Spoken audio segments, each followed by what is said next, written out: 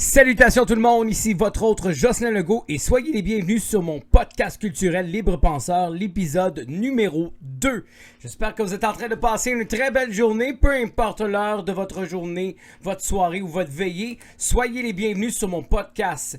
Je dois vous rappeler que tous les goûts sont dans la nature et surtout, j'ai pas la vérité infuse. Alors je suis ouvert à vos commentaires respectueux. Sinon, passe au suivant et je te donne full de love.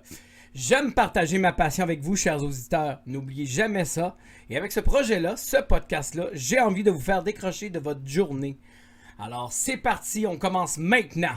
Aujourd'hui, j'aimerais vous parler du nouvel album du groupe américain Fleet Fox.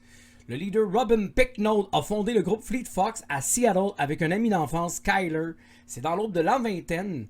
Oui, exactement, dans la vingtaine, que le duo a décidé de sortir d'un mandat simple, faire de la musique folk sans prétention.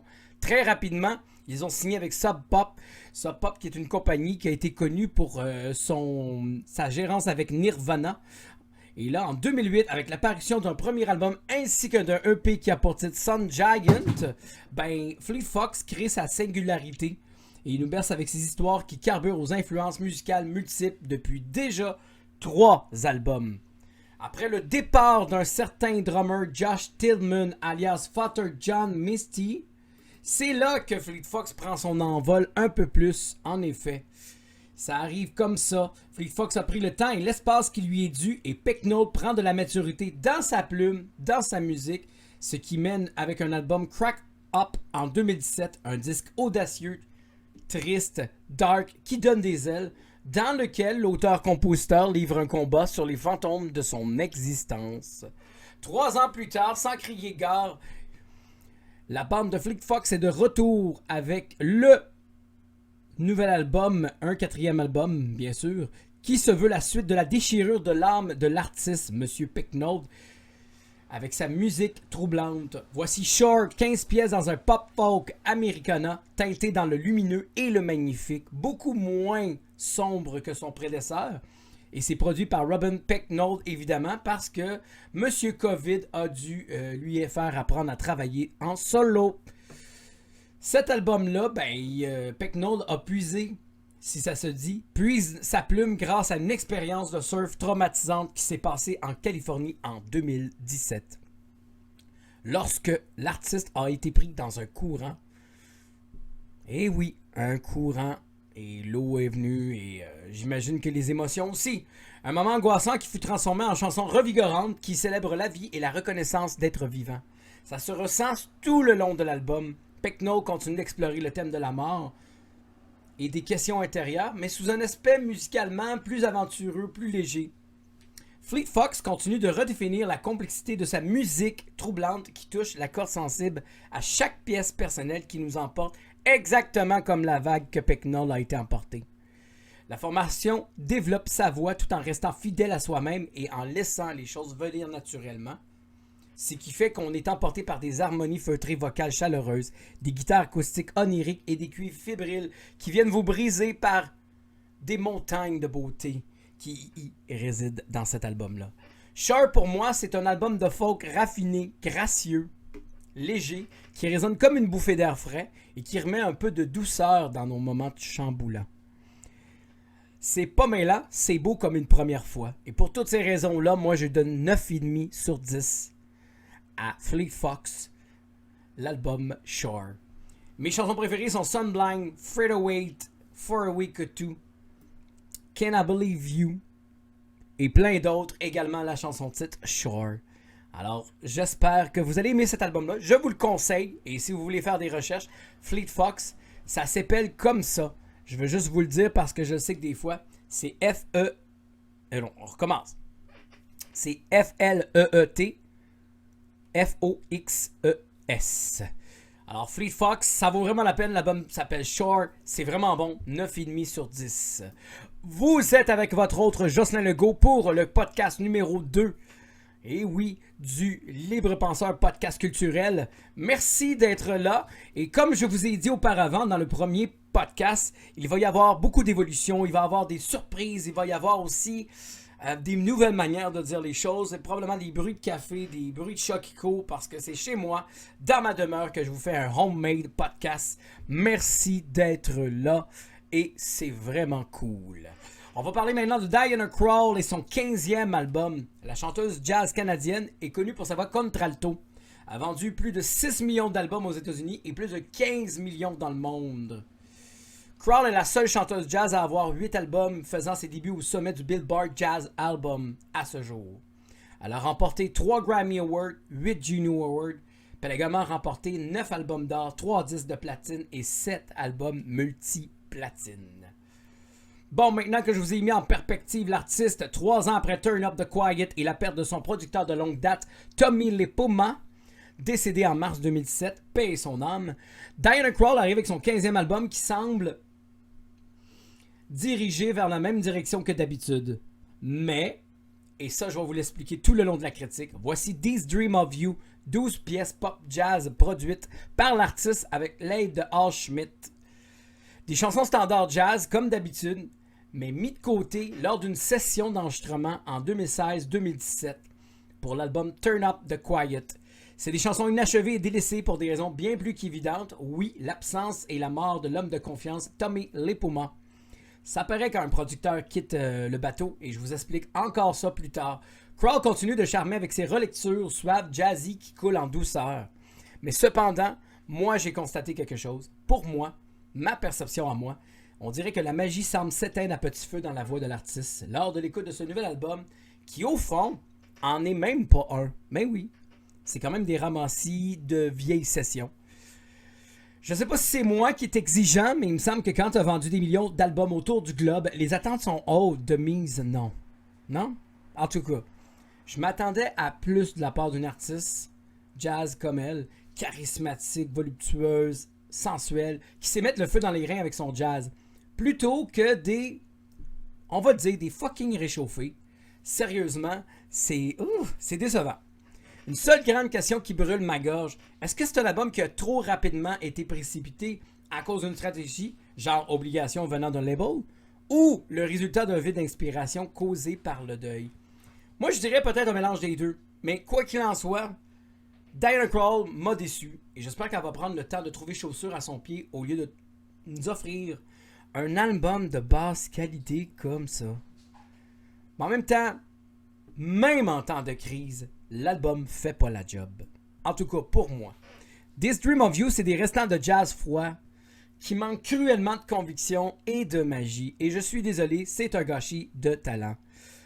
Reste qu'il y a des petits bijoux intéressants, comme des chansons coup de cœur comme This Dream of You, How Deep is the Ocean, But Beautiful, Just You, Just Me. Mais dans son ensemble, c'est fret pas mal. Puis je suis déçu. Alors pour ça, je donne 3 sur 10. On va parler maintenant de 3 séries que j'ai écoutées dans les dernières semaines. Et ça me tentait de vous parler de ça parce qu'on peut pas juste parler de musique. Hein? Vous écoutez le podcast Libre Penseur, le podcast culturel avec votre autre Jocelyn Legault. Merci d'être là. Et on va parler maintenant de Ratched, une série télévisée américaine créée par Evan Romansky et développée par Ryan Murphy, qui est diffusée depuis le 18 septembre dernier. C'est une série qui est basée sur le roman de Vol au-dessus du nid de coucou de l'écrivain américain Ken Kesey et plus précisément sur le personnage de l'infirmière Mildred Ratched qui explore la vie et les événements dark de la vie. Et vraiment là, du roman. C'est une série télévisée colorée, sombre, espiègle qui donne un rythme très mystérieux. On aime ça. Il y a un petit peu d'humour, mais surtout de mystère. Et venant des producteurs et des têtes penseurs de American Horror History, je crois que c'est un beau coup réussi. Je vous conseille Ratched. C'est bon. Je l'ai dévoré de A à Z en une journée. Ça vaut la peine. C'est 8 épisodes de 1 heure environ. Mais c'est excellent. Ratched, c'est sur Netflix. Parlons maintenant des Boys saison 2. Pour les gens qui connaissent cette série-là, c'est inspiré d'une bande dessinée de Eric Pricks. C'est Huey, un simple vendeur dans un magasin d'électronique de New York qui voit sa fiancée se faire tuer brutalement par un super-héros, A-Train, un des membres des 7. Et là, on est rendu à la 2e saison. Il se passe bien des affaires pour Billy Butcher et cet esprit violent, protagoniste qui déteste les héros de Valve International. C'est vraiment très bon. On développe des nouveaux héros. Le problème, cependant, c'est pas le protecteur Homelander qu'on n'aime pas. Au contraire, parce que le protecteur est charismatique, fou, sombre, narcissique, et on aime ça des personnages dark comme ça. On tripe beaucoup, on mord dans l'aventure. Le problème, c'est le rythme de la saison qui commence à être un peu lent, mais là, je dirais que je suis rendu à la 6e épisode et ça commence à être très, très intéressant. On va parler maintenant de Cobra Kai aussi. C'est une série qui a rapport avec Karate Kid, 34 ans après le film Karate Kid en 1984. Le premier volet de la série du film du même nom. C'est avec les acteurs principaux du film originel. Fait que Ralph Macchio, William Zabka, qui reprennent respectivement leur rôle de Daniel Russo et Johnny Lawrence. C'est vraiment excellent, c'est drôle, c'est léger, c'est moralisateur à la fois. J'aime beaucoup ça. Et je peux dire que moi, en tant qu'amateur de nostalgie, on embarque plein pied, plein gaz dans cette série-là qui s'écoute comme un charme et j'ai très, très, très, très hâte de voir la saison 3 qui a été confirmée. Vous écoutez Libre Penseur, le podcast culturel avec votre autre Jocelyn Legault. Merci d'être là. Je ne le répéterai jamais assez parce que c'est grâce à vous qu'on fait des choses comme ça. Et on va enchaîner maintenant avec le nouvel album de Bahamas, l'artiste canadien.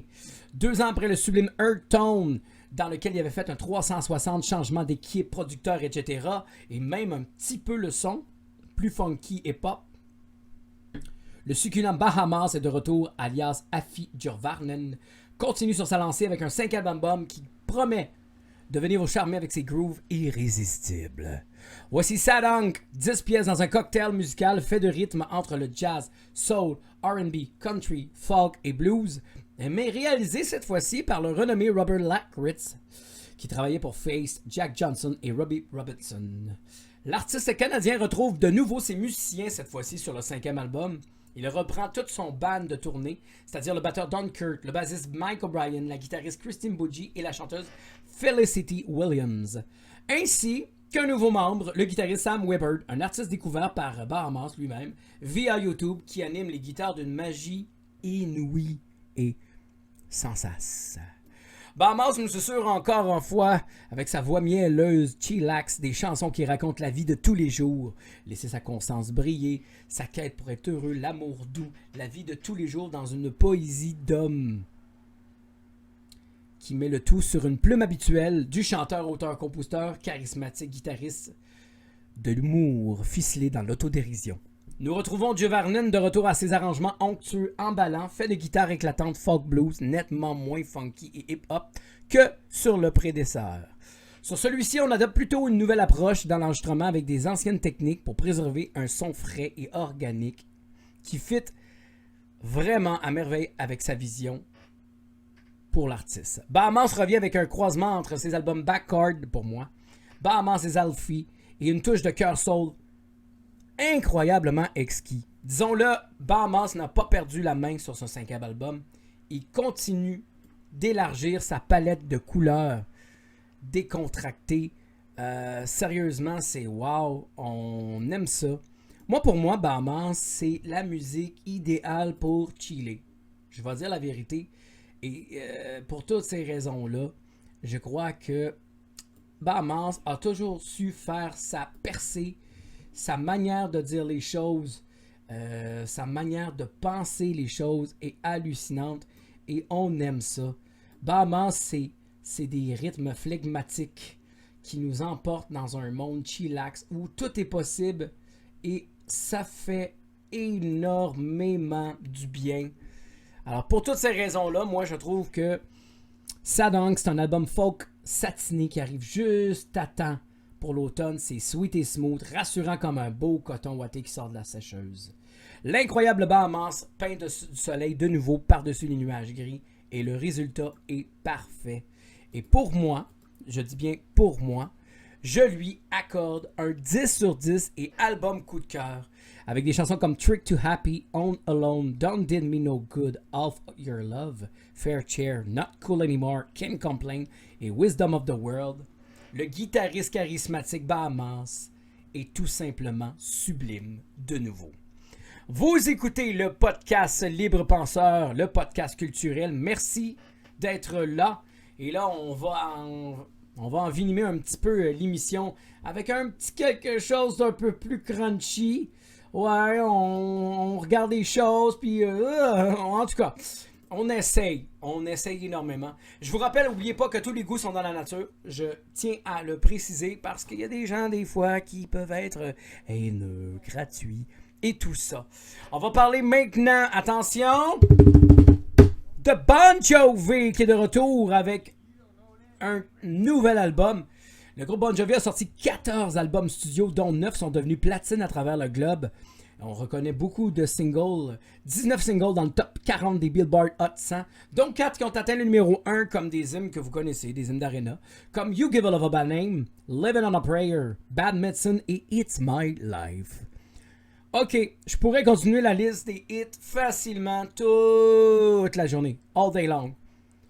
Surtout avec le succès monstre qu'ils ont eu depuis 1984. Ce qui en fait probablement un des groupes rock les plus populaires. En tout cas, du moins auprès d'une certaine auditoire, disons-le. Cependant, c'est avec le départ de Richie Sambora en 2013 que les choses commencent à aller vers le bas. 4 ans après This Is House Is Not For Sale, voici le 15e album qui devait initialement sortir le 15 mai avant la fucking pandémie du COVID-19. Voici 2020, 10 pièces dans un rock d'estrade qui saura ravir certains d'entre vous et d'autres pas. Non, il y en a qui ne vont pas l'aimer. Et je vais vous l'expliquer là, restez avec moi. Produit par Jon Bon Jovi de nouveau avec le producteur ami John Shank qui a travaillé avec Goo Goo Dolls, Sheryl Crow, Keith Urban, qui est partenaire depuis Have a Nice Day en 2005. Sur ce nouvel album-là, Bon Jovi offre des chansons au message politique et engagé sur le soutien du Black Lives Matter Movement, la COVID, l'Amérique qui a les mains pleines de sang et l'armée et ses fiers combattants. Bon, malheureusement, c'est là que tout se perd de sa crédibilité. C'est là aussi que le plaisir se perd aussi à écouter cet album-là. Des textes froids qui tentent de protester sur la situation actuelle. Really? Un beau malaise ou une joke? Faites votre choix. Quoi qu'il en soit, le rock du groupe, en tout cas ce qui en reste, est devenu fade, prévisible, manque de mordant, musicalement, ou ça manque de Sambora. Faites votre choix, moi j'ai fait le mien. Tout le long de l'écoute de l'album, ça s'essouffle, comme la voix du principal concerné, Jon Bon Jovi, qui en passant est over-auto-tuné sur cet album-là. C'est pas charismatique, c'est très décevant pour un gars qui avait un fichu voix d'acier qui vous foutait la chair de poule avec son rock. Tant qu'à moi, depuis l'album Lost Highway, même avant, Bon Jovi se parodie dans une version de lui-même qui manque de feu dans les reins et cruellement de conviction. L'année 2020 est pas mal à l'image de cet album-là de Bon Jovi, c'est-à-dire croche, angoissant et vide de sens. On a cruellement hâte de jeter 2020 aux oubliettes, on va se le dire là, avec tout ce qui se passe, on est tanné et on est tanné aussi de l'album de Bon Jovi. Les mots me manquent tellement qu'il est, oh my god, médiocre. C'est un retour d'un groupe qui ne sait plus quoi faire et qui est pas mal au bord du déclin tant qu'à moi. Je sais qu'il y a plein de gens qui vont me garrocher des Roches ou des Rush. Ça me tentait de dire Roches, ça m'amusait. Je sais qu'il y a des gens qui vont vouloir me garrocher des Rush, mais Bon Jovi, tant qu'à moi, son succès est terminé. Bon Jovi est rendu vieux, terne et surtout essaye de faire les choses pour les mauvaises raisons, c'est-à-dire l'amour et les hits de la radio. Donc pour toutes ces raisons-là, on a très hâte de scraper 2020 et d'oublier cruellement et le plus rapidement possible 2020, le nouvel album de Bon Jovi. Je donne 2 sur 10 avec des chansons que j'ai aimées, chansons coup de cœur. Hey, c'est difficile à dire ça, mais Unbroken, j'aime bien, Blood in the Water et Beautiful Drug. Sinon, des chansons comme Do What You Want auraient juste simplement dû être au nom de Jon Bon Jovi. That's it, that's all.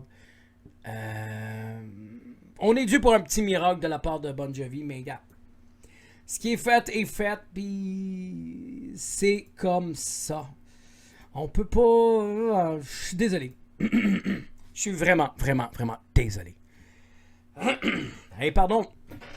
Je vous rappelle que vous êtes sur le podcast culturel Libre Penseur avec votre autre Jocelyn Legault. Merci, encore une fois, d'être là.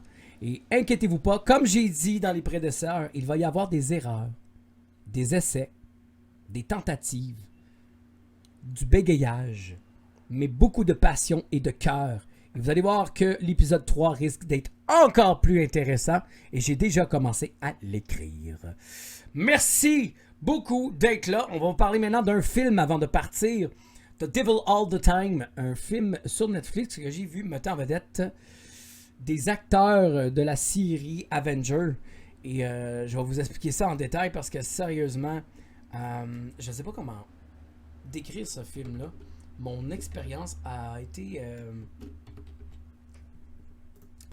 un petit peu ramollie par quelque chose. J'avais vu les previews de Devil All the Time et je m'avais dit, wow, Robert Pattinson, Mila Wasikowska, Tom Holland, Sebastian Stan, Jason Clarke. Quand même une belle distribution. C'est une réalisation de Antonio Campos. Et en version française, c'est Le Diable tout le temps. C'est un thriller américain réalisé par Antonio Campos. C'est une adaptation du roman du même titre de Donald Ray Pollock, publié en 2011. Le synopsis est très simple. Dans le sud des régions rurales de l'Ohio et de la Virginie occidentale, Willard Russell, vétéran tourmenté du carnage dans le Pacifique Sud, ne peut sauver sa belle épouse Charlotte d'un cancer. Quelle que soit la quantité du sang sacrificiel qu'il verse sur sa bûche de tronc de prière, Carl et Sandy Anderson, un couple de tueurs en série, arpentent les autoroutes américaines à la recherche de modèles appropriés à photographier et à exterminer. Roy, le prédicateur des araignées, et son compagnon de théâtre virtuose Theodore fuient la loi. Enfin, Arvin Russell est le fils orphelin de Willard et Charlotte, grandit pour devenir un homme, mais également très violent. Bon, dans le preview, on nous donnait l'impression que ça allait être un film dark et ce l'est. J'ai rien à dire contre ça. Cependant, le petit hic qui m'a pas fait embarquer, c'est le rythme du film. C'est très introspectif, c'est lent. On a de la misère à s'attacher au personnage, malgré les idées bien ficelées. On parle de religion, mais d'une manière incroyablement saignante. C'est spécial. Je sais que dans cette époque-là, la religion était quelque chose de primordial à tous les niveaux du quotidien des gens américains et de l'Amérique, bien sûr. Le problème, c'est que moi, j'ai trouvé le film très lent et ça m'a fait perdre mon temps. Je me suis endormi 3 fois. Malgré un scénario quand même bien ficelé, une direction artistique intéressante, des décors super beaux, puis un montage quand même intéressant. C'est surtout la photographie de Lowell Crowley qui m'a attiré. Et sinon, le film en tant que tel, je n'ai pas embarqué du tout. Et pour toutes ces raisons-là, I'm so sorry. Mais moi, je trouve que The Devil All the Time ou Le Diable tout le temps ne vaut pas son pesant d'or. On n'embarque pas du tout. Et je m'excuse, tant qu'à ça, allez écouter une bonne série. Moi, c'est mon opinion. Et voilà, c'est ce qui conclut mon podcast culturel Libre Penseur. Merci d'avoir été là. C'est toujours votre autre Jocelyn Legault. Si vous voulez m'écrire, vous pouvez m'écrire via la page FB Facebook. Ne vous gênez pas. Si vous avez des commentaires constructifs et respectueux, je serai toujours ouvert à vous écouter, à faire de l'échange avec vous et tout ça. Alors sur ce, prenez soin de vous. On se reparle très bientôt pour un podcast épisode numéro 3. Et c'était le podcast culturel Libre Penseur avec votre autre Jocelyn Legault. À bientôt!